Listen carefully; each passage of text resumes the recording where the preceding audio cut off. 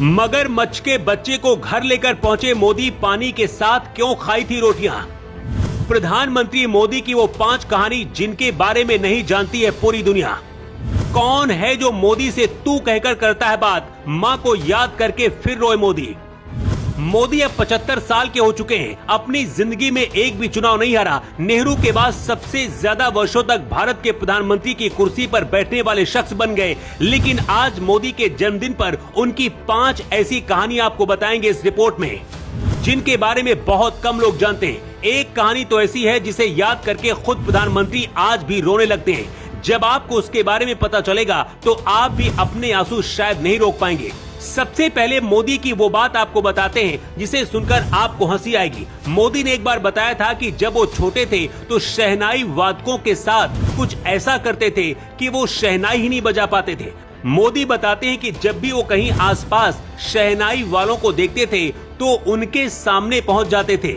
मोदी बताते हैं कि शहनाई वादकों को इमली दिखा दिखा कर खाते थे, जिससे उनके मुंह में पानी आ जाता था और शहनाई बजाने वाले शहनाई नहीं बजा पाते थे।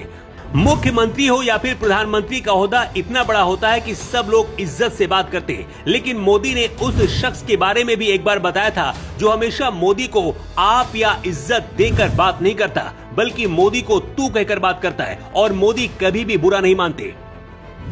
एक पॉडकास्ट में मोदी ने बताया था कि प्रधानमंत्री बनने के बाद उनके सारे बचपन के दोस्त उनसे बिछड़ते गए और ऐसा भी अब कोई नहीं है जो तू कहकर मुझसे बात करे। मोदी कहते हैं सिर्फ एक ही शख्स थे जो मुझे तू कहते थे। मोदी बताते हैं कि उनके एक टीचर थे जो उन्हें चिट्ठी लिखते थे और वो हमेशा तू कहकर बुलाते थे। लेकिन अब वो टीचर भी नहीं रहे। टीचर का नाम रास बिहारी मडियार था, जिनका अब निधन हो चुका है। मोदी के बारे में आपने बहुत सी कहानियां सुनी होंगी, लेकिन एक ऐसी कहानी है जिसने मोदी को हमेशा के लिए बदल दिया। और जब मोदी मुख्यमंत्री बने, उसके बाद प्रधानमंत्री बने, तब भी उसे नहीं भूल पाए। मोदी उस घटना को याद करते हैं तो उनकी आंखों में आज भी आंसू आ जाते हैं। ये घटना उस दौरान की है जब मोदी ना सीएम थे ना पीएम थे। बात 1983 की है, जब मोदी आरएसएस के प्रचारक हुआ करते थे और बीजेपी के बड़े बड़े नेताओं के लिए काम करते थे। मोदी एक घटना का जिक्र करते हुए बताते हैं कि एक बार मैं एक गांव में प्रचार के लिए गया था और एक स्वयं सेवक के घर भोजन के लिए पहुंचा। जिस घर में मोदी पहुंचे थे, घर के नाम पर एक झोपड़ी थी जिसमें एक परिवार रहता था और उनका एक छोटा सा बच्चा था। जब भोजन परोसा गया तो एक टेढ़ी मेढ़ी थाली में एक रोटी का टुकड़ा और थोड़ा सा दूध रखा गया। महिला की गोद में बैठा बच्चा दूध की ओर टकटकी लगाए देख रहा था। मोदी कहते मुझे तुरंत समझ आ गया कि ये दूध बच्चे का है जिसे मुझे दिया जा रहा है। उन्होंने दूध लेने से मना कर दिया और सिर्फ पानी के साथ ही रोटी खाई। बाद में माँ ने वो दूध अपने बच्चे को पिला दिया और भूख से बेहाल बच्चा एक ही सांस में सारा दूध पी गया। मोदी कहते जब भी मैं उस दृश्य को आज भी याद करता हूँ तो मेरे रोंगटे खड़े हो जाते हैं और मेरी आंखों से आंसू आ जाते हैं।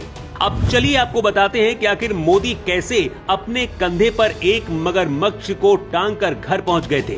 मोदी मगरमच्छ वाली इस कहानी को खुद बताया था और ये भी बताया था कि आखिर वो मगरमच्छ को अपने घर क्यों लेकर गए थे। मोदी कहते हैं कि एक बार वो अपने दोस्तों के साथ शर्मिष्ठा सरोवर गए थे।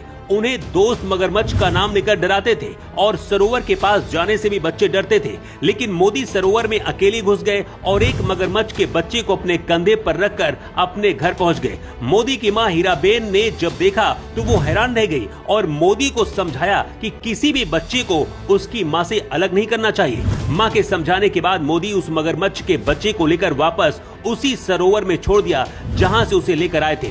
इसके अलावा भी मोदी के चाय और ट्रेन के कई किस्से हैं जिन्हें फिर कभी आपको बताएंगे। लेकिन आजाद भारत के इतिहास में गैर कांग्रेसी लगातार 11 साल पीएम बनने वाले पहले शख्स बन गए। मोदी 75 साल के हो चुके हैं, लेकिन उनके सामने युवा नेता भी कई मामलों में कमजोर नजर आते हैं। प्रधानमंत्री बनने के बाद हमेशा मोदी अपने जन्मदिन पर मां से आशीर्वाद लेने के लिए जाते थे और उनके हाथ से कुछ मीठा खाकर अपना जन्मदिन मनाते थे।